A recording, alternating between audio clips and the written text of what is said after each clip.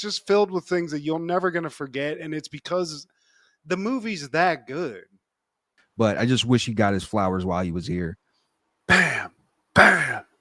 Steve's just in the midst of like a flamenco seizure. Every time somebody says flamenco, he's like, flamenco! With his clickers. Happened in the 90s. This might be a not so hot take. I don't know. But I really do think Terminator 2 is the greatest summer blockbuster of all time. It has the greatest action star of all time. I think Sarah Connor might be one of the most kick-ass female characters of all time. And I'm talking like real life character, not like Rogue or Storm or none of that. Yeah. But and also the director, man, he knows a thing or two about making that bank. Yeah, dude. I'm not going to argue with that at all. I'm trying to think like what would stack up, but it's hard to stack up against what I would call like it's a perfect movie in what it is. Everything. I mean, Jim Cameron's a beast. He was coming in hot already. He's a tech genius, so had that covered. Terminator ended up being like a huge hit. And then they make this, and it's got to be the best sequel of all time. And as you said, it has to be the best summer blockbuster of all time. I mean, it's just a banger from wall to wall. Notwithstanding like numbers, because if you compare in numbers, it wouldn't be fair. Like a lot of these current movies, like Barbie and some of those Marvel movies, they're blowing Terminator out of the water if you're just looking at numbers. But I'm not talking about that. I'm talking about the actual movie itself. Yeah, it just is what it is. The tickets are more. There's a bunch of mathematics about that. But Arnold, it is prime. I mean, this is him. You know, maybe not his prime, but for like the cinema, I feel like it is.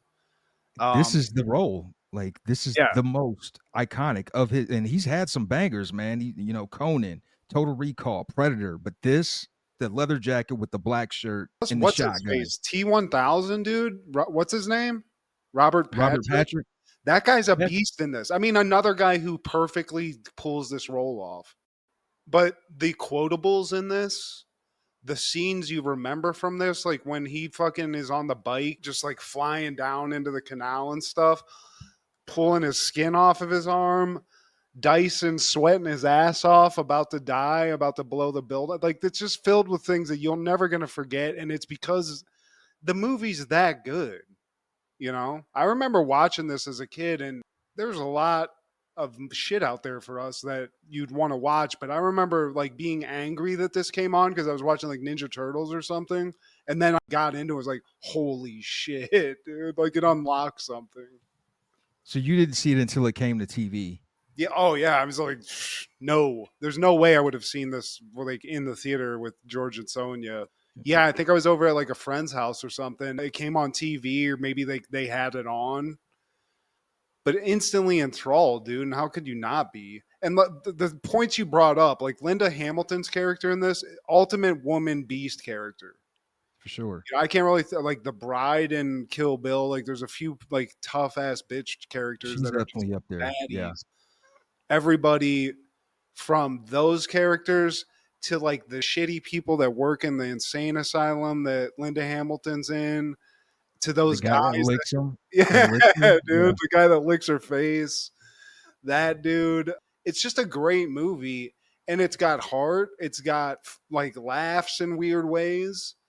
And it's almost like if you watch it the right way, it's like a kid getting a puppy that can just kill people at will, Steve. He just like, say hasta la vista, baby. You know? I mean, that's really what he was. He was like his toy. Like, hey, punch this guy. And it's a mind fuck if you listen to the story, and like John Connor is like the leader of the resistance in the future, so he sends back a Terminator to save him in the past. It's just crazy. But somehow this could have been a big hunking pile of shit, Steve. It could have been, because it's complicated, it's wild, but it's perfect. The whole movie, you're sitting there just like, God damn.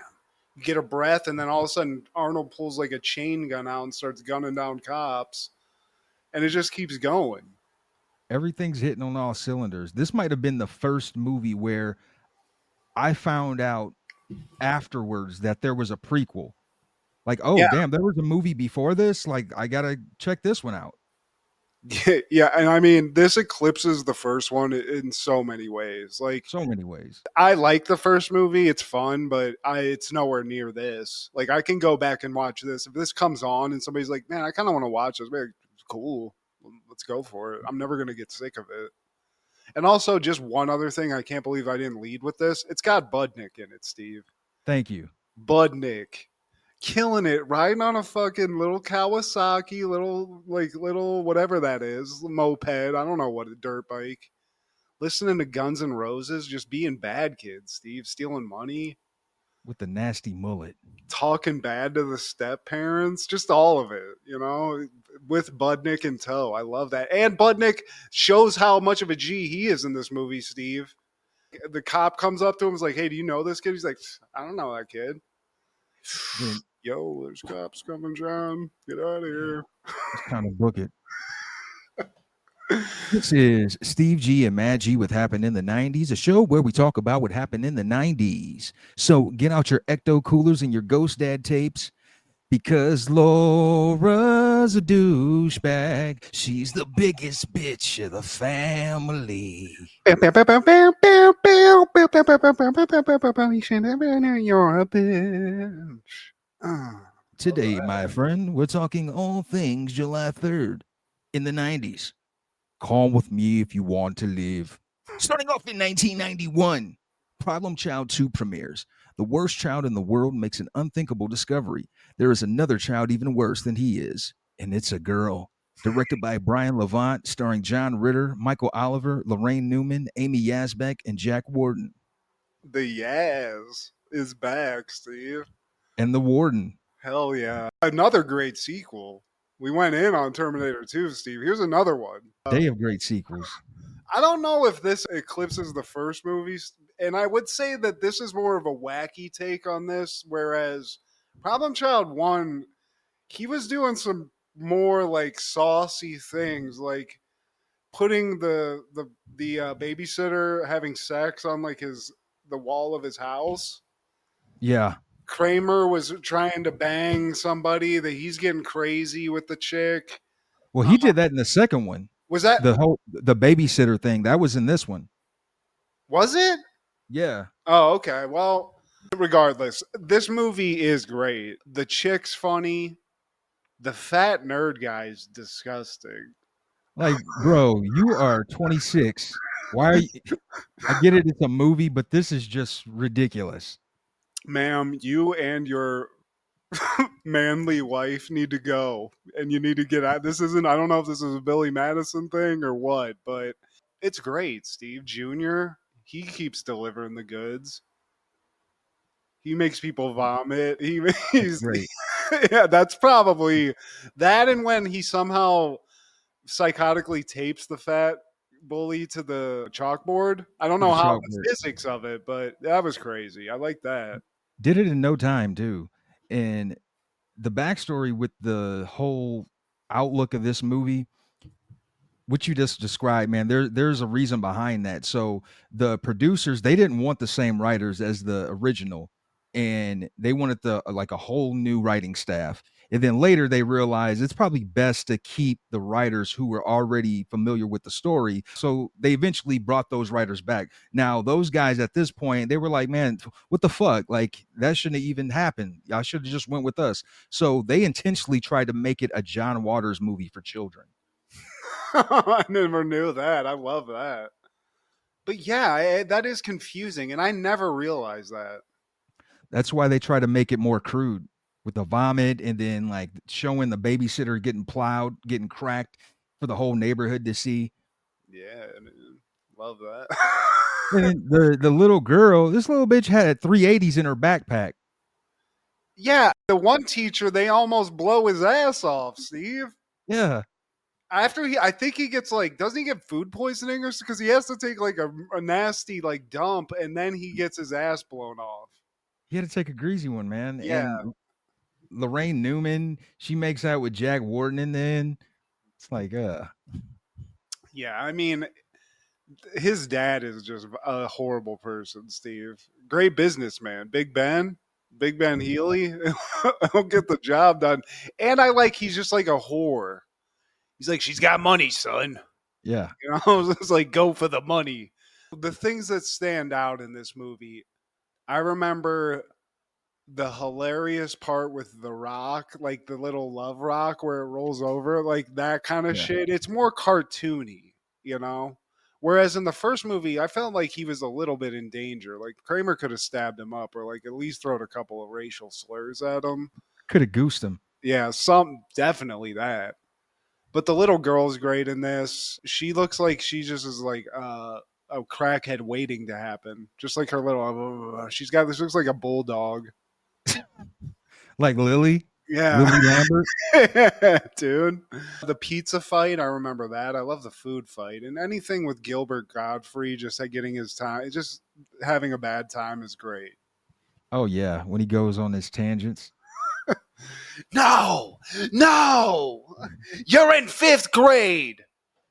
I love that too. He's so annoying. He gets moved up a bunch of grades, almost out of high. He almost graduates, Steve. He's that It's like, bad. man, can you just go? I love that they just randomly picked the same town that he picked. You know, like how'd that happen? But great movie. I think the Problem Child franchise, I'm sure they made more of these, but the first two, I loved them as a kid. I'll still watch them. And laugh. That same day, 1991, Terminator 2 Judgment Day premieres.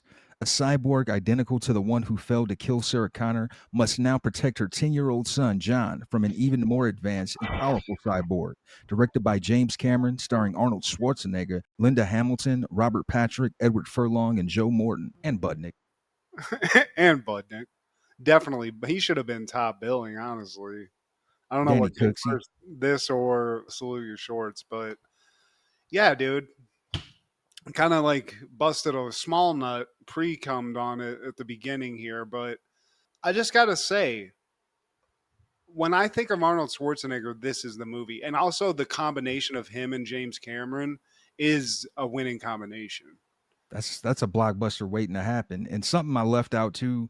We talked about Robert Patrick, but he might be my favorite villain of all of movie villains because he didn't have a crew of henchmen. He didn't have a group. It was a one-man wrecking crew. I mean, speaking of him as an actor, like how he runs in this movie and how he's like a robot, like he's specifically trained to be able to run and not like breathe visibly and stuff. So he looked very robotic. And something cool that I read about, he's like a more advanced Terminator. So they said like Arnold Schwarzenegger's old school Terminator was like a Panzer tank. And his Terminator was like the upgraded like Ferrari version of what a Terminator should be. Because he's basically almost unkillable. He's liquid metal. He can be whatever he can, as long as he can touch you or see you. I think he can replicate you. That's a problem. He can run like a bitch. Get him in the Olympics if nothing else. James Cameron made True Lies as well. Maybe not, but all the actors killed it. The parents were fucking shitty. Budnick was cool. Eddie Furlong, he's kind of become weird since, but this movie, it's perfect. He's kind of like this badass kid, but he's still a kid. And then once he realizes that this thing that he thought was all bullshit, that was like his mom was crazy and she was just like making up all this stuff, he realizes it's real. It's almost like he gets to be a kid again, and he has this new Terminator puppy that for a while, that's the movie. It's like a road trip with him and the Terminator. He's like teaching it slang terms and how to like act and how not to kill people and stuff.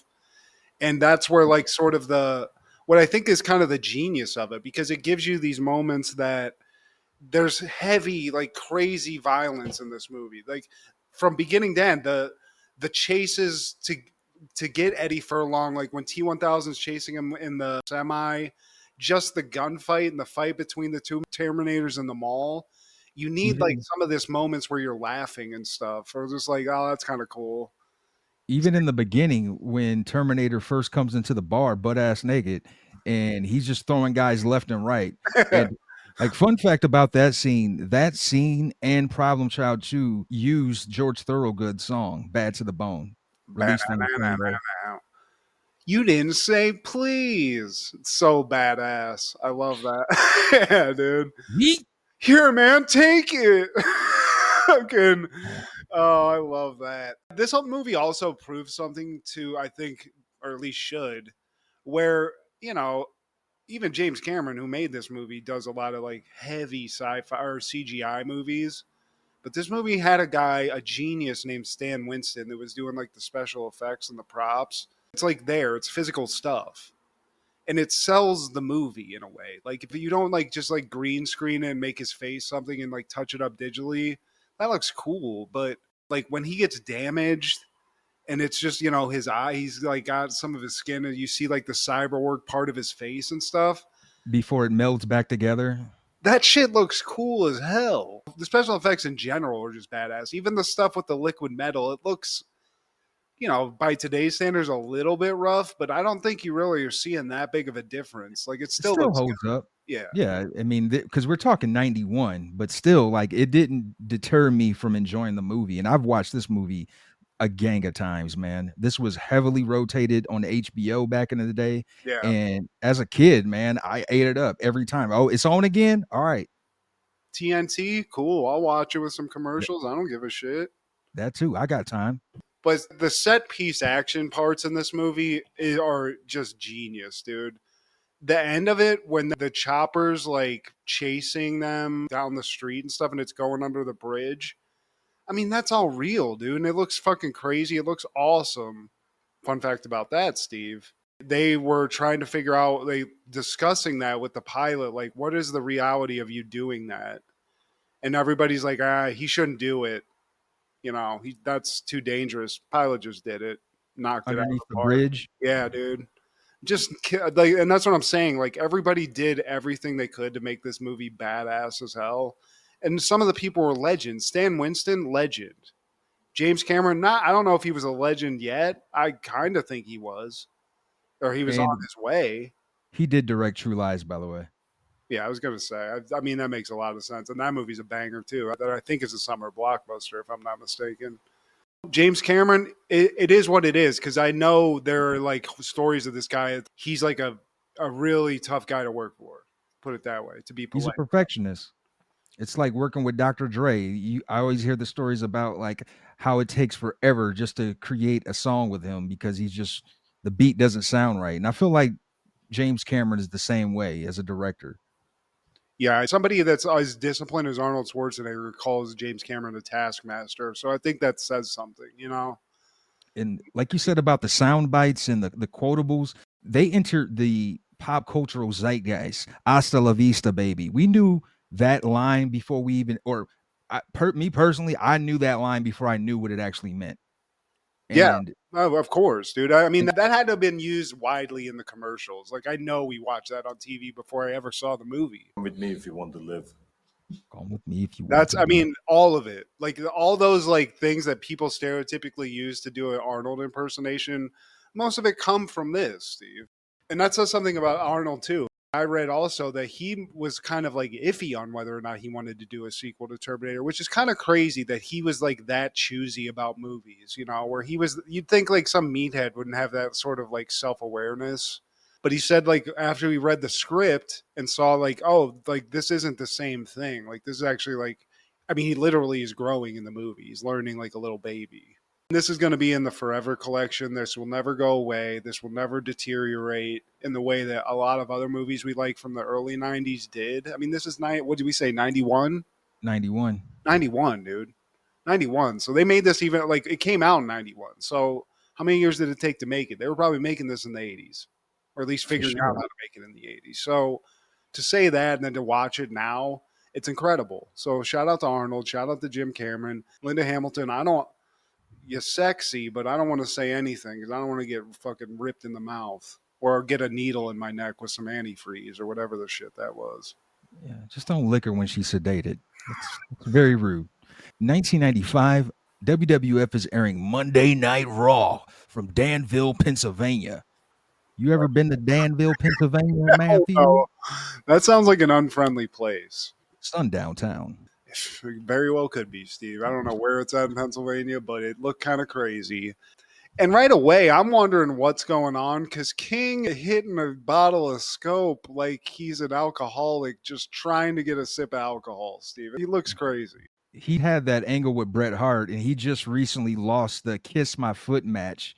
And Oh, yeah, that's where WWF was at this point. The loser obviously would have to kiss the other's foot. Yeah. oh. Why you got to do King like that?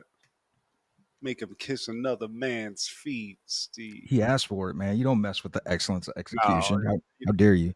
I take back what I said. And also, I gotta say, I don't like that. I don't like that they made King suck Bret Hart's toes, and then he's berated about it. This is a running joke, Steve. They're talking about his bad breath constantly. I don't like that stank being put on the King like that, Steve. We find out Savia Vega gets jumped by Road Dogg and the Roadie. Oh no, not Road Dogg and the Roadies. He got jumped by Roadie and somebody. Was it Jeff Jarrett? It had to be, yeah. I was going to basically talk about the stylized promos that they had at the beginning of this to promo Psycho Sid versus Bam Bam. Oh yeah. It's magic. The close up, Bam Bam doing the. Yeah. I love Set that. you on fire. Yeah, they're figuring it out. They're baby stepping it. But I do think you're right. Road Dogg, he had to been whooping the ass of somebody with Jeff Jarrett, right? Because I know Road Dogg was there, and I'm guessing it was Jeff Jarrett. I literally watched this and typed Road Dogg and Roadie.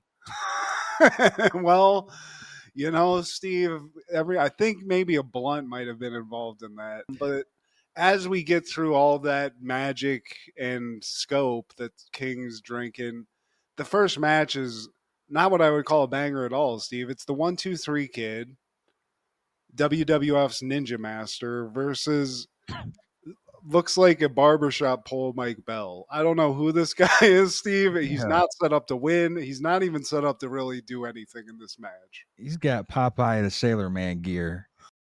Do you remember we went to school with a Mike Bell? He was always in the short classes.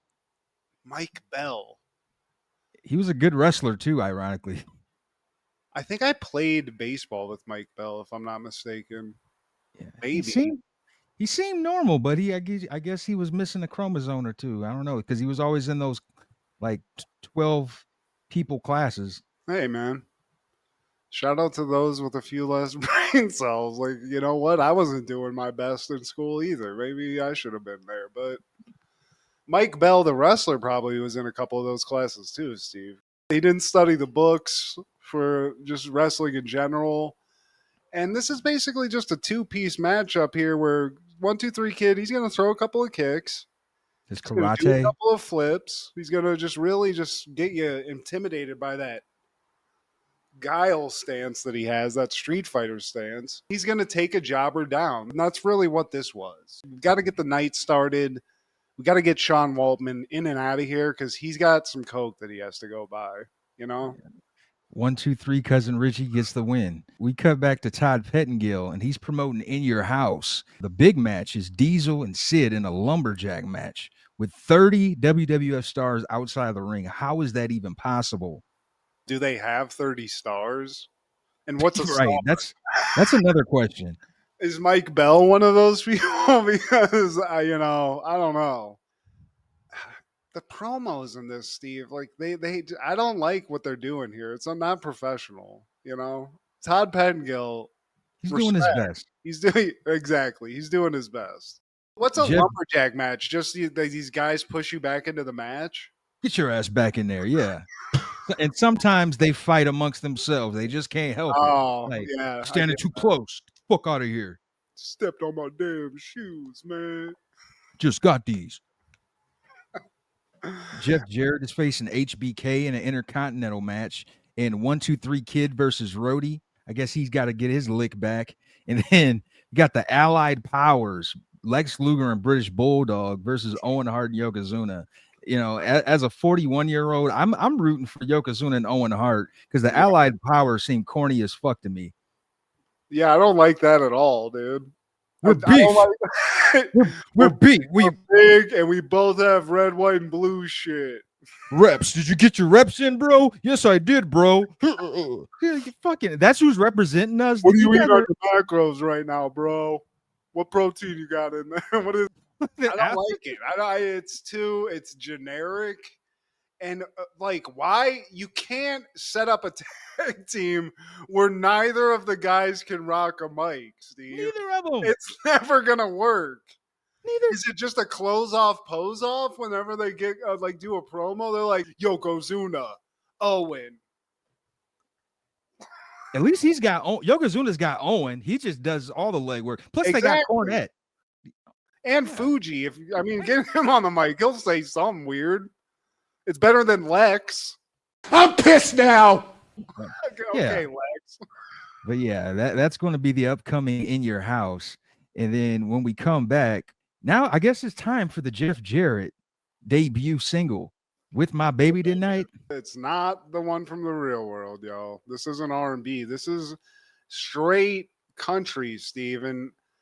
I'm no country aficionado. I'm not one to just really review country music. I've heard it with being in my family listen to it. But I got to say, Double J, he might have an album on his hands here, Steve. Ain't he great? But here's what I don't like about the music video. The very low budget music video that's really headlined by the three white, what I guess it's what they were trying to push for, like the white triplets or something. Denny's waitresses that just got a tip to come sing or lip sync. No roadie in sight in this whole music video though. Yeah, automatic point deduction. Missed opportunity. Country music wise, it goes, Alan Jackson, Garth Brooks, and Double J's up in the annals, Steve. It only took one and done. JARRETT. Coming up next is Bob Holly, the Spark Plug versus Brooklyn Brawler.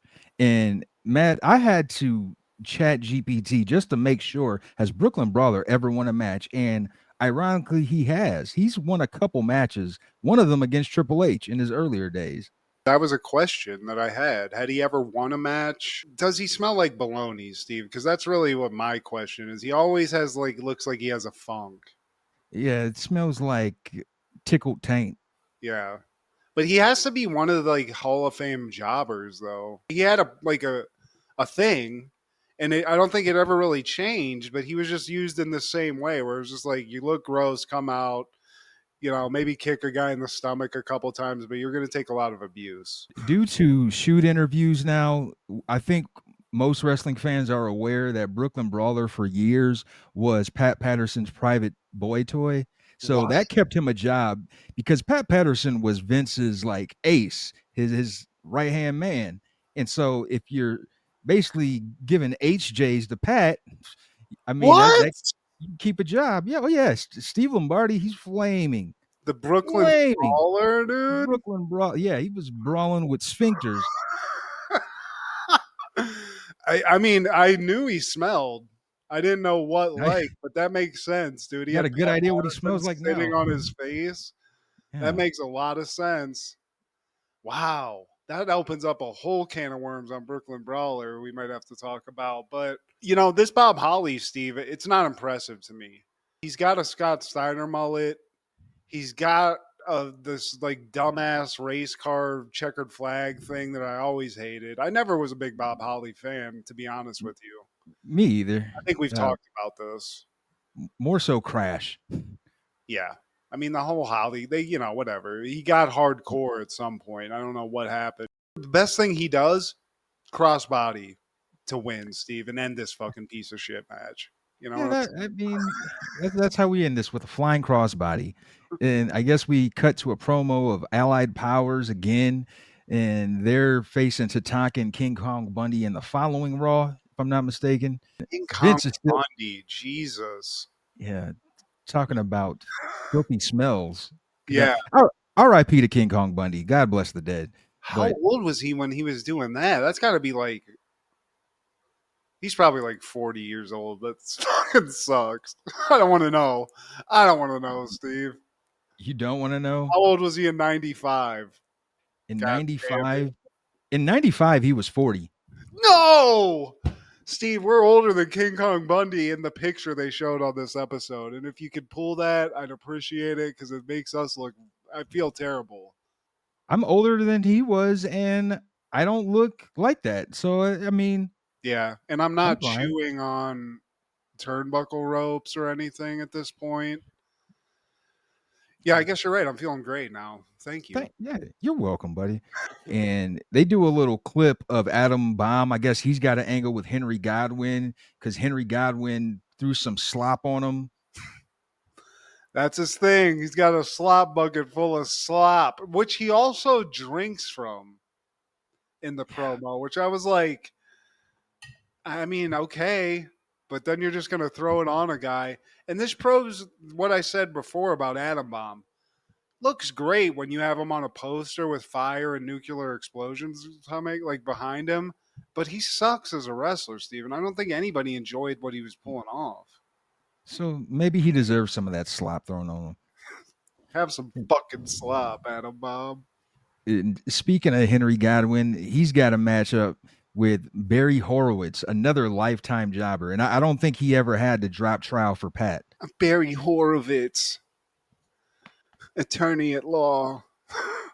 Barry Horowitz, name that I've heard. I was like, I've heard this name. Did he play anybody else? I guess it's just because he was losing like through the decades, I guess. He was one of the few jobbers that actually had a gimmick. He'd always do the thing where he pats himself on the back. Yeah. Respect. Which, he has yeah, self-respect, Steve. He likes what he's doing. He likes what he's pulling off. Yeah, stand out from the others. I respect the hockey player haircut that he comes out with because it makes no sense. He hasn't escaped the 80s, maybe. Okay. And they're cheering for Barry Horowitz, even though he's never won a match. He's the underdog, Steve, against a guy nobody cares about with a bucket of slop. But the bucket of slop guy actually hits a move called the slop bucket. The slop drop. The slop drop, Steve, and wins, beats Barry Horowitz. I don't think there's any slop dumping at this point. Yeah, he spared Barry. Okay. And I like these shirts. The HBK shirt that the chick is wearing. Even, I mean, that it's made for girls though, but maybe if you change the different color. It's unisex now. Well, nowadays, yeah. On her, you know what I'm saying? I even like the Bam Bam shirt. I did not like. Didn't they have an Atom Bomb shirt? And I did not like that. Atom Bomb shirt we could have done without. But you get a bomb. You get an Atom Bomb with the Atom Bomb T-shirt. What is it? You get a bomb with it? You get the little Nickelodeon award looking bomb. The people don't look excited about being in the promo. The guy who's doing the promo, who I think we've talked about before, completely unprepared. He's not good at this job, Steve. Whoever that man is, he needs help. Psycho Sid, he doesn't even need entrance music. He just comes out. Ted DiBiase's out with him. When they come out to the ring, Henry Godwin, he's still there. And you can see Ted DiBiase kind of like, no, not now. That shit we had talked about. Yeah, I remember. Yeah. Chill. I got you. Bam Bam comes out with his Ricky the Dragon Steamboat stolen gear, which I never get. No. It doesn't work. Just do the regular, like your usual getup. You don't like that extraness. I feel like that's a Vince idea. Like he didn't need the that. Drag queen with that shit on. You know, it doesn't. It's not tough. But I do like the fireball shooting out. Yes. Maybe that's what the jacket was for. That was pretty cool. To hide like the gear to do the fireball, maybe. Possible. That's yeah. Then I can't be too mad at it, but it's too fringy. Like I don't know. Y'all could have pimped it out a little better. Yeah, I mean, let's work on that. And no Luna, so that you're also losing points on that. But yeah, respect on the fireball shit because that was dope. That's the only close-up magic that I'm into, Steve. It's pretty baller. It's baller. I do have to note Sid, man. Like we talk about his look and his character and everything. His move set, he makes things look legit when he's giving it and when he's receiving pause. Yeah, dude. I mean, the only thing he can't do well is rock a mic, Steve. How do you address those skeptics? Well, the skeptics and all the people have a little bit of... Let me do this again. Oh, it's live, Hal. Sorry. That's his only downfall. I mean, he looks the goddamn part. He never didn't look the part. He's a goddamn mutant of a person. Brick house. The boots that he's laying into Bam Bam in this, they look insane. Which is a credit to Bam Bam, too, because he's the one that has to sell it. But great seller, yeah. Another great worker, man. I feel like he never got his propers, man. He got kind of blacklisted because of the clique. Sean didn't like him, and during those days, if Sean didn't like you, you're kaput. But the dude held it down for that main event with Lawrence Taylor, and like he should have been given like more props. Like, dude, if you can carry this out and make him seem like a legit fighter, bro, like we're gonna give you a title shot. He never got that, man, and I hate that for Bam Bam. Yeah, that does suck because he is a legend. He went through different leagues, succeeded in different leagues, got real heat just because, honestly, like, because he's just a big fat dude, Steve. Like, no offense, Bam Bam Bigelow, but he's not like this big, like, muscle dude that just looks like a superhero. So what he did was impress you with how agile he was, and he's a legit good ass wrestler. Whereas some of those big muscle guys can't do shit. You know, right? Lex Luger. Exactly. And I mean, for what it was, like he could kind of work a mic too. Like it wasn't the best, but he could get out that one or two lines where you know that he wants to fuck the guy up he's talking about, and not like stutter or anything. And then he'll throw a little, yeah, some Liu Kang shit, man. He knew how to fit his character, his look. Like his promos always fit him. Like he didn't go all Socrates and Shakespeare like Nash, because Nash that worked for him. He was like the sarcastic big dude. But yeah, man, I can't say enough about Bam Bam. They didn't induct him into the Hall of Fame until years after he had passed. But I just wish he got his flowers while he was here. Bam, bam. He's a badass. Hell yeah. Shout out to Bam Bam Bigelow and shout out Luna Vachon. Shout out to her too, man. Like he catches a crispy boot to the face from Sid, and Bam Bam at some point lifts Sid on his shoulders. I don't know how much Sid weighs, but that's not an easy feat. And then just doesn't he do it from like a seated position? Because he kind of like gets under his legs and just like stands up with a full grown man on his shoulders. Like that's insane, dude. And not just a regular man. We're talking Sid. Yeah. The whole time I'm watching this match, I'm sitting there going, dude, if there's no way Sid Vicious is going to be able to power bomb this guy, because that's what you're waiting for the whole time. Yeah. That's his move. You know, that's his razor's edge. So I'm sitting there going, Bam Bam's like 370 probably or something. He's huge. He's Humpty Dumpty as a human being. So like, I don't think we get a power bomb, but I mean, Bam Bam takes up like 25 fucking big boots to the face. It's insane. And at some point, the ref gets distracted again. And when Bam Bam's on the top rope, Henry Godwin comes in and throws him off. And that sets Sid up for the easy pin. The $1 million man, Steve. Money talks. Yeah. After that, the Special Olympics, they're showing clips from that. They show Lex there, and I'm sure he hates it because apparently he's a piece of shit person who didn't care for these kind of things. British Bulldogs there, Aldo Montoya, Savio Vega, and even Dink is there. Yeah, I was like, they let Dink come to this? Definitely don't want Dunk there. I love Kevin Nash giving a heartfelt speech to the room at like the gala event. Doing what Kevin Nash does. I mean, this guy could be president, to be honest with you. He gives a great speech. He's always been great on the mic, man. And this is one of the stipulations that comes with being the champ or like one of the top dogs. You got to come out and give these kind of speeches, man, for different organizations. Dude, shout out to the Special Olympics. We volunteered at them last year. It's so fucking cool, dude.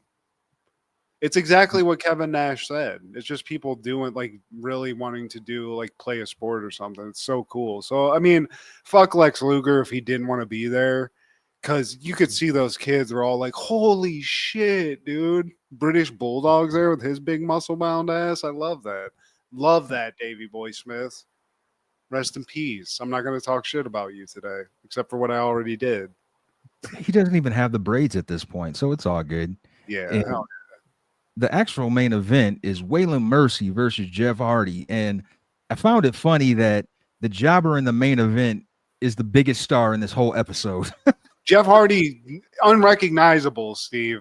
This is Jeff Hardy when he joined the frat. Basically, yeah, he does look like Alex Wright a little bit. Who the fuck is Waylon Mercy, Steve? Is he like a cult leader character? Well, Waylon Mercy, Dangerous Dan Spivey, he was a part of the Skyscrapers back in the NWA days, and he actually teamed up with Sid Vicious. He was Sid Vicious at the time, so it was him and Dangerous Dan Spivey, and they were a kick-ass tag team, as you could imagine. And then when Sid went to WWF, he was replaced by Mean Mark Callis. So now you got Dangerous Dan Spivey and Mean Mark Callis would eventually be the Undertaker. And Dan Spivey, he's known as a legit badass, but in this, as Waylon Mercy, it's supposed to be crafted after Cape Fear. So he's supposed to be the De Niro character. Okay. He has psycho peepers like a motherfucker. He looks insane. Because they're all wearing white, it's a very strange look. Like both the people are wearing white in this match. But Waylon Mercy just beats the living shit out of Jeff Hardy. I don't know what Jeff Hardy did to Waylon Mercy the night before. The moveset ain't big. No. But goddamn, the psycho peepers he puts on whenever he puts Jeff Hardy in that sleeper hold at the end, that kind of sends like shivers down my spine, Steve. That's like a Stephen King character. They could have done something with Waylon Mercy because he's pulling it off for what it's worth. It was based off of Cape Fear, which is to some that might sound ridiculous, but they gave him little to work with, and I think he pulled it off. He just didn't last long, man. Yeah. This was his like Raw debut, I think. Yeah. So they were kind of like giving him a little bit of heat. But yeah, dude, he kind of looks like Charles Manson. He's got a tattoo of an upside down cross on his forehead. He's got psycho peepers, and he has that weird like white person hairline with long hair that most like villains in movies, like action movies, have. You know, the crow's feet or whatever that shit is. Yeah. No, I don't have it. I ain't got it, Steve. But whatever Waylon's rocking, that's vintage scumbag. You like know, he's trying to kill John McClane or some shit. Yeah, exactly. In this vignette, we have Jerry at the dentist office, and he's talking to these little kids about how Bret Hart's trash and he's not a real king, this, that, and the third. He's going to end up needing to get a dentist himself at some point. Yeah, but the kid that he's like ranting to is like, "Yo, breath smell." Yeah. But the king, I mean, he's at his dentist, which we've heard about all episode, and it's Isaac Yankem, DDS, aka Kane, Steve. So here we are again talking about these guys. So the door opens, Isaac shows up and shows off one of the most grisly mouths I've ever seen, Steve. And I've seen some grizzled mouths. I don't want to pause. You just ate some human shit. Yeah, that's exactly what it looks like. Yuck. He looks like he just deep throated a turd and just fucking came out with a smile. But, you know, this was the short Raw, Steve. They didn't have the 2 hours yet. They hadn't worked their way to that. There was no even hint of a titty. No, we're not there yet. We're not there yet. Yeah, I wouldn't call this a banger in any way, but there were some high moments in this. And we get, to be honest with you, I'm saying Waylon Mercy didn't get his just desserts, Steve. Let's build this psycho up a little bit, you know? Yeah. Waylon. Justice for Waylon. That following year, 1996, Independence Day premieres. The aliens are coming, and their goal is to invade and destroy Earth. Fighting superior technology, mankind's best weapon is the will to survive. Directed by Roland Emmerich, starring Will Smith, Bill Pullman, Jeff Goldblum, Mary McDonnell, Judd Hirsch, Margaret Collin, Randy Quaid, Robert Loggia, James Rebhorn, and Harvey Firestein. Ma! This is a banger, Steve. This is everybody at the height of the careers. Will Smith killing it at this point. Fucking Goldblum's killing it at this point. He plays it. Judd Hirsch, fantastic. Perfect. Another Warden. He's like good at the curmudgeon old dad. Judd Hirsch. Yeah, dude. I mean, just kills it. Like the comedy we get in the like, beginning of this when the world's going to shit, it's hilarious. Bill Pullman, loved it. One of his greatest roles. And I'm not a Pullman fan, Steve. I'm a Paxton fan. Oh yeah. Bill Paxton was never in Independence Day. He was never in Casper. Also, Vivica A. Fox looking goddamn just so sexy. Oh yeah. And a stripper in this movie, Steve. Oh yeah. Love to just get in. I love me a booty call on that. Brown shaking ass. Even Harry Connick Jr. is good in this, Steve. Harry Connick Jr. of all people. Doing his New Orleans thing, you know. When you gonna put a ring on it? The special effects nailed it.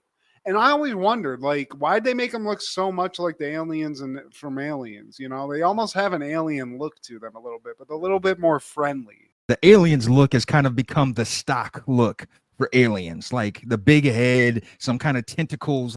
I like the hillbilly guy. What's Randy his face? Quaid. Randy Quaid. He's great. Back when he was normal, or we thought he was normal. He was just hiding it well, I think. Yeah. I think his character in this is kind of probably what he's like in real life. Just some weird guy living out in the middle of nowhere with like a bunch of conspiracy theories. Maybe he was abducted by an alien. We don't know. It's true to life. Like, isn't he on that tangent these days? Yeah, probably. I mean, he's on a lot of tangents, so that might be one of them.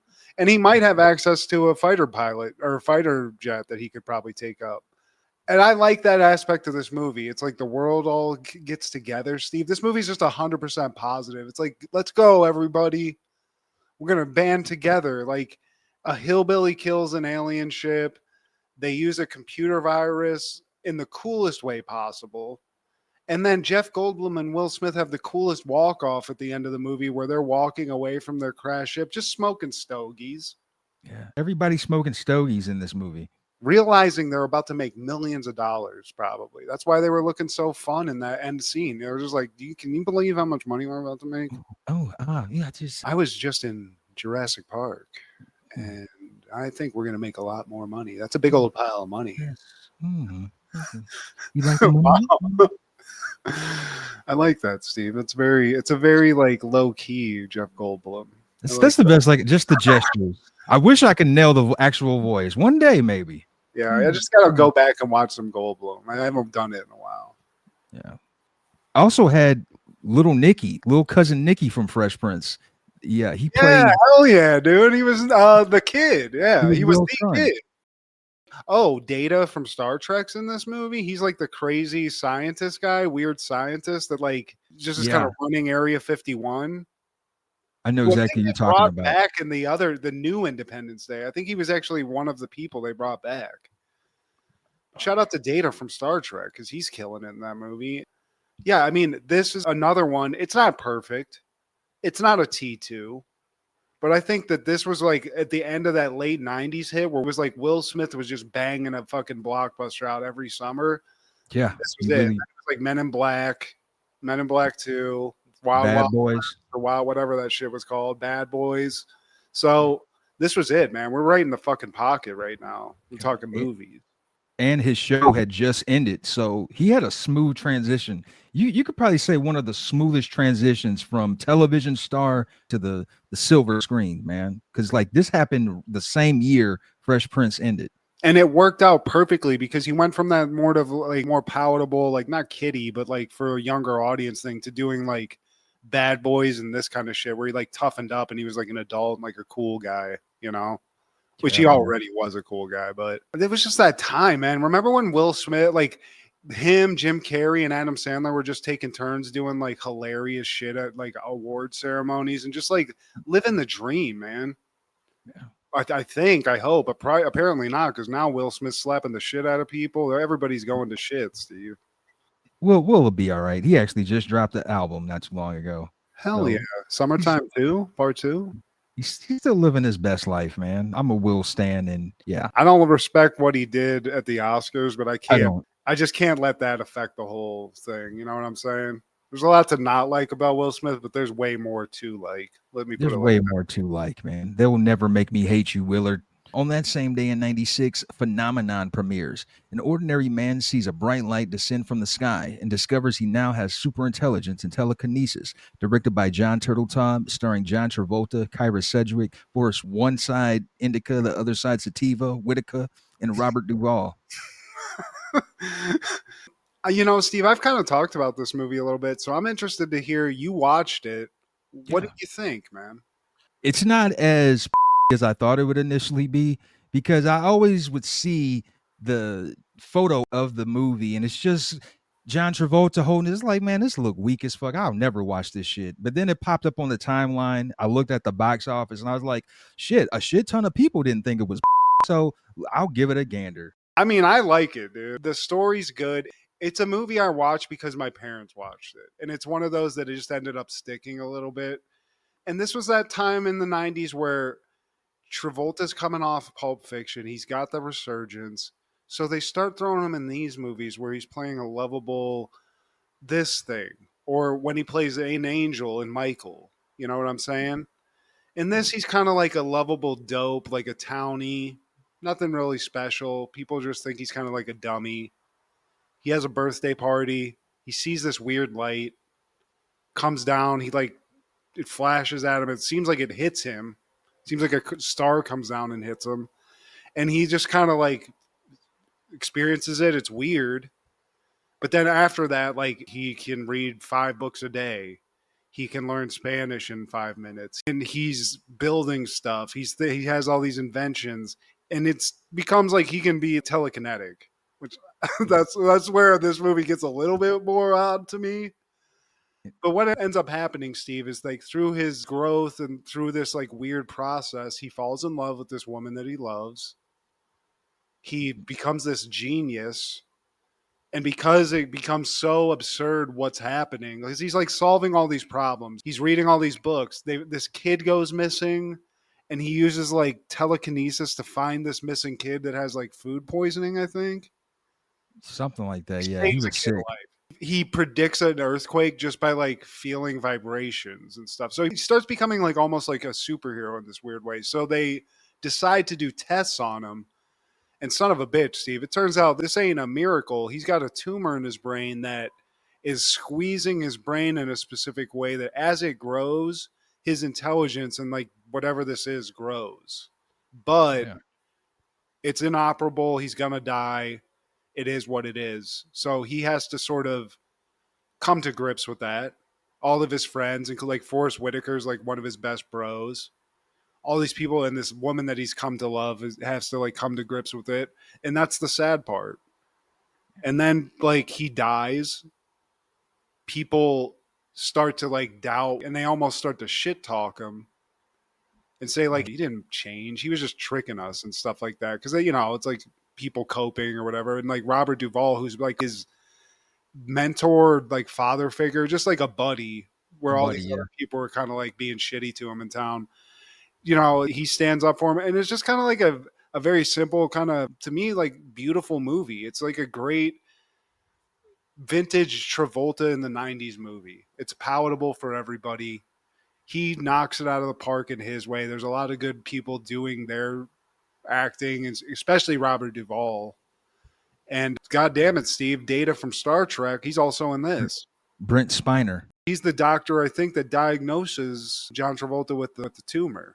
With the tumor in the end, yeah. Yeah. But heartfelt, man. I'm glad you liked it because I felt kind of embarrassed as I'm like, I feel like a bitch because it isn't what you want to like. It's not like Die Hard where you're like, you gotta see this.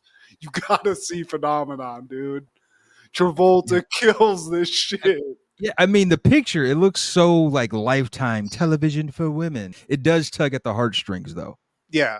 And they, especially because they get you at the end where he's gone and like all, like I told you in the text, man, that speech that Duvall gives at the end of those like 3 guys in the bar where he's like, you guys fucking suck, dude. You know, just really like does what everybody wants to do to people like that. That I've tried to watch it today and I started to tear up, but I had to like leave the house. So thankfully I didn't get fully cried out. But yeah, man, it's worth a shot. This is better than that movie Michael that I said. That movie Michael's a hot trash. Now that one I will never touch. It's not good. But this one, it's a weird one. It doesn't seem like people would. It doesn't seem like something a normal person would like. It seems cheesy, like you said. But no, man, check it out. 8 out of 10. In 1998, Family Matters is airing season 9, episode 20. Pop Goes the Question. Both Urkel and Stephan propose to Laura. You might have explained this to me. Was an Urkel machine what caused Stephan Urkel to become his own like entity? Yeah, he figured out some glitch in the Matrix. Steve did, and it made it so that Steve and Stephan can exist in the same multi-Winslow verse. I mean, it's getting wild, Steve. We're season 9. The storylines are getting pretty crazy. This is kind of like a wild flashback on flashback on flashback episode. Starts with Carl just in a diner with his buddy Willie. Willie. There's a lot of Willies in this fucking What you gonna do, The Willie? show, they're just hanging out, shooting the shit, and Carl's like, man, Casa de Winslow's just wild right now. The shit's crazy as hell. I guess it's basically all down to Laura's love life, Steve. It all started with a nerd named Steve Urkel, the kid who blew up his lab class. Yeah, that motherfucker. So he recalls to the time where he's at the crib and Laura and Steve, they come back from a date and they're dressed in their flamenco suits. And Laura, she's got them yitties out. Laura Winslow, how do declare? Steve's just in the midst of like a flamenco seizure. Every time somebody says flamenco, he's like, flamenco! With his clickers. What are those called? Castanets? I don't know. I call them clickers, Steve. That's what I wrote in my notes. The flamenco clickers. He's going crazy with the flamenco. We kind of cut to later. I think there's like a commercial break, and Carl's like shining his shoes. Urkel still has the flamenco shit on, but Urkel's just basically smiling at Carl like a lunatic, and you can tell he wants to get his attention. So Carl's like, "What, dude? What do you want?" And Urkel, asked him to stand up, which he does. He's like, you got to sit down. He's doing all this like shit to get Carl pissed the fuck off. And basically what he tries to do, Steve, he wants to ask Carl for permission to ask Laura to marry him. What a gentleman. But Carl is like, what? And he thinks that Steve has actually already asked. Yeah. So he's freaking the fuck out like, oh shit, you're going to be in my life forever. Oh fuck. But Steve's like, no, I wanted to get your permission, your blessing. So then Carl's a little bit relieved that his daughter had not lost her mind, basically. Like, yeah, I want your blessing. And so Carl's just like, oh, my bless, dude, yeah, go ahead, try it out. Yeah, so we'll see. Okay, future son-in-law, because he just knows Laura's going to say no. Also, we find out, Steve, as we flash back to the diner, that he also knows that Laura was dating another man. And that man is Stephan Urkel, Steve. Perfect son-in-law. He's a top model. He's a man about the world. He's rich. We flash back to a flashback again, Steve, where we see Laura get met by Stephan at the door. They're going to go out for burgers, but for some reason, Stephan's in a tuxedo, Steve, looking so smooth. Stephan bothered me. I don't know. Maybe I'm a hater or something, but it's just too extra with it. That's right. Stephan reminds Laura about that magical moment back at Disney World where he proposed to Laura and brought out that Cinderella slipper. It fit perfectly. That's right. And yeah. I didn't remember that he actually asked her to marry him at that moment. We cut back from the flashback to Disney to the living room, and Stephan's like, I brought that slipper again because ever since that day, Laura, I've been loving you even more and more. And now I want to know if you'll marry me for real. And so she's like, and he's like, I know, you got to just wait. You got to think about it. So I'm going to go get a drink, get some champagne. And when we get back, we can toast to the new engagement. Like a boss, Steve. Like a goddamn boss. And then while he's at the kitchen, Flower Man, he comes in there. And then after he comes in, several delivery men come in with flowers. And then after that, Steve comes in with a bouquet of flowers. Is he wearing the apron at this point? Yeah. He's got World's Best Husband on because him and Stephan come from the same person, the same DNA, Steve. So he's got the same idea. He's like, I wanted to remind you of a time that you and I had, our first love. So we cut back to when he was wearing that apron, Steve, to a class project where Laura's much younger, much gruffer, much manlier than Steve is. They've been made to be man and wife as some kind of weird project in school, which I don't understand. It's a classic episode too, man. Yeah. And he's not only wearing the same apron, he's wearing the whole getup, the plaid shirt, the same pants. In the flashback, he's trying to get a kiss from Laura. It's like, look, I'm going to give you an F because they grade each other. Now, this one got me. Dude. When I first saw it, because Steve lays down some realness with her. He shows her the ring. She finds out it's $800, and it's money that he saved up from his relatives just to keep him away. And she was like, this is getting out of hand. You're giving me this ring. Look, we're not married. We're not engaged. We're not even dating, and we never will be. I'd like for you to leave me alone. Yeah, dude. And that's Laura fucking Winslow's trash, Steve. That's crazy. And then to add insult to injury, Steve's like, I know I'm not worthy of you, but I just can't help loving you. It's like wanting to touch a star. You know you'll never reach it, but you just got to keep reaching just in case. He's like, it was the best time of my life because that's the closest that I was ever going to get to marry you. And I mean, you can't compete with that, Steve. That's crazy. If she says no to this man, you're sick in the head, Laura. You're sick. And we cut back to modern time, and Steve proposes to her again, and it's the same ring. That $800 ring, Steve. And then Stephan comes back in right as Steve is getting up off the knee. What you gonna do now, bitch? What are you doing here? I just proposed to Laura. Well, I just proposed to Laura. I really have to think about it. Damn. So we cut back to the diner. Willie's, just enthralled in this story. He wants to know who was chosen. And Carl's like, it took her 2 days and 2 nights, which, come on. You gonna leave these guys hanging that long, Laura? I know it's a big decision, but god damn. We cut back to her making her decision. A lot of flashbacks. This is the crazy notes section. But now Laura's asking Carl and new Harriet what she should do because she can't decide. And you can tell from Carl's answer that he's very much on Team Stephan. You know, he's like, this guy's hot, probably hung like a horse. He's rich. This guy's everything. I would pick him if I was a woman. He goes that in, Steve. Maybe he doesn't say the hung like a horse thing. He's thinking it, though. Maybe he did, yeah. And the mom, new Harriet, she's kind of like on the same boat. He's handsome, sophisticated. Any girl would be lucky to have him. But then there's Steve. He's sweet. He's gentle. Makes me laugh. He's smart. And his inventions could change the world. This is Laura saying this. Yeah. And because Carl and Harriet, too, are like, yeah, I think there's something good about Steve, but all I can think about is all like the thousands of shitty things at this moment. So, yeah. But maybe the invention thing? Because he did split his DNA down in two and create another person who you might also marry. So, think about that. He did do that. Doesn't that give him the ultimate one-up on Stephan? Just because I'd be like, I created you, motherfucker. You ain't got a birth certificate. If you have logic, yeah. Yeah, if you have actual sound mind and body, yes. When she asked Harriet, what made you feel like dad was the one? She was just like, I was madly in love with him and I never wanted to live my life without him. That's how they end that flashback. And I think that kind of gave her some pointers like, man, I should just go with my heart. Yeah.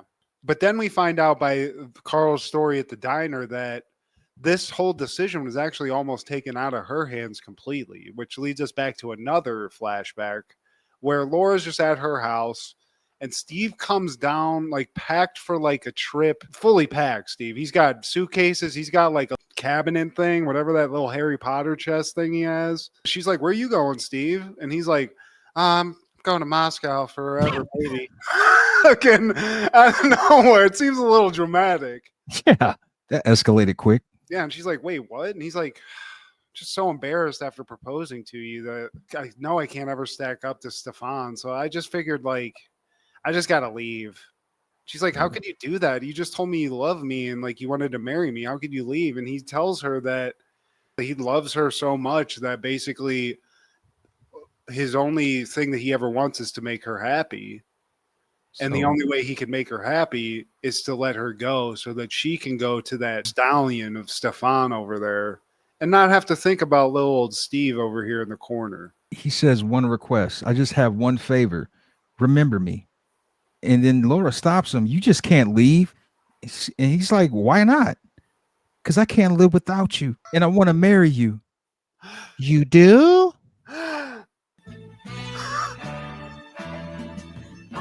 This is it, Steve. This isn't the finale, but this feels like the fucking finale. This should have been the finale. You know what I mean? Yeah. It would make more sense. After 9 seasons, I think maybe they only have 2 episodes left. Laura finally fully redeems herself. You're not a cold-hearted, gross bitch. You're a hot, very nice lady that found love. And I love that for you guys. Because she's always been hot. Never, ever took that away from her. That flashback, though, with the apron, Steve, if I was a little boy, I'd be like, that girl looks tough. Yeah. She looked like she'd beat his ass. This is great, Steve. And then, you know, we cut from that love to Willie toasting Steve Urkel. and Carl throwing a couple Alka-Seltzer in that toast cup, and then taking a nice big sip and toasting Steve to his new son-in-law. Future son-in-law. Hell yeah! And then in the credits, we got some classic flashbacks. Like I said, man, they're prepping us for that end run. Just through the years, Steve and Laura through the years. This is going to be played at their wedding anniversary someday. Yeah. You know, This but wedding needs a montage. you can't when you go to late Family Matters. It's like mid '90s WWE, Steve. It's tough. Yeah. But this one, it got me. Seeing Steve finally get his and finally get Laura telling him how much she loves him Yeah. with no like reluctance at all, or like being like, I can't believe I'm doing this. That's it. That's fine. I will take this. I say, Laura Winslow, you're redeemed from all that terrible behavior. It goes back to something I said before about this show too. Like this episode, if you ignore the whole cyborg Steve being made, this was a real episode. It had real feelings, real emotions. It didn't involve crazy inventions and like them going back in time to be pirates or Bruce Lee or anything. And that's what I really appreciated about the early seasons. It tapped into that. I mean, obviously because of the flashbacks, but the fact that it was real, this is the essence of Family Matters that I enjoyed every Friday night. Well, it truly was the essence of the show because Steve's love of Laura was basically the through line of everything. You know, Through line of everything, man. That's great, man. I like watching an older one of these because I hate talking like bad about Family Matters because I love it so much. And but these episodes in the last season, it's like It's tough. Shit, man. He might be a pirate. I don't know what the fuck's gonna happen here, but I get why ABC pulled the plug on it at this point, man, because you know they finished this out in CBS just like Step by Step, but it's quiz time. oh, Steve. No. I'm on a streak, man. Oh. Before we get to that, I do want to show you something very cool that I got in Palm Springs, very 90s. And very much related to something we just talked about, which is a movie called Unlawful Entry, starring Ray Liotta and Kurt Russell. So we had just talked about that. Then I go on vacation. And in some weird moment of kismet, Steve, I'm in a Goodwill in Palm Springs, California. I look down at the media section and I find something that's both related to that movie and is something I think is more 90s than almost anything, which is a laser disc of Unlawful Entry. Oh my God. Where can you even play that? There is nowhere to play it because I can't buy a laser disc, but the shit's fire. And what I will say about laser discs that I like is you get basically the size of a vinyl, like the cover of it. So this is very displayable. You know, that's dope. But Unlawful Entry, Steve, if we get a laser disc, we could watch this in stereo extended play, digital sound. So, just go to another Goodwill. You'll find one. I'll find a fucking laser disc someplace. But yeah, dude. Somebody originally paid $40 for this. I paid $1. But yeah, shout out. This is a laser disc for everybody uninitiated. It's about. I mean, it's the size of a fucking record. It is. It is. I mean, it's a vinyl, but it's a CD. So did Motown make that? Where are you going to put it? I don't know. I'm gonna redo my little setup up here some point soon. So we'll find a nice place for Kurt and Ray. Yeah. And those lascivious acts some other time. But Karen, Karen, you whore. Okay, when you're on a hot streak, you don't want to just stop cold turkey. So I apologize if I've caused a problem in the momentum section here. Oh, man. Steve, if you pull this off, my friend, you're a legend. I'm going to start with the one I think that you're probably going to know first. In Beavis and Butthead, what color are Beavis's shorts? Beavis's shorts are... Think about Beavis's shorts are gray. Yes.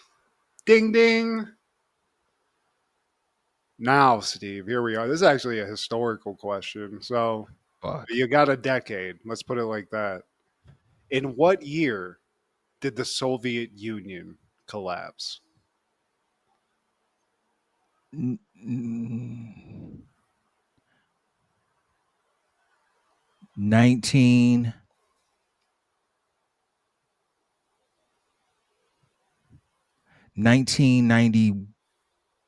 1990. Oh, I could. Were you about to say one, Steve? I was. It was that. It was one of those. But damn, Because it had to be in the early. When I saw one starting come on your face, I was like, yes. Damn it. Damn, Steve. Well, you know what?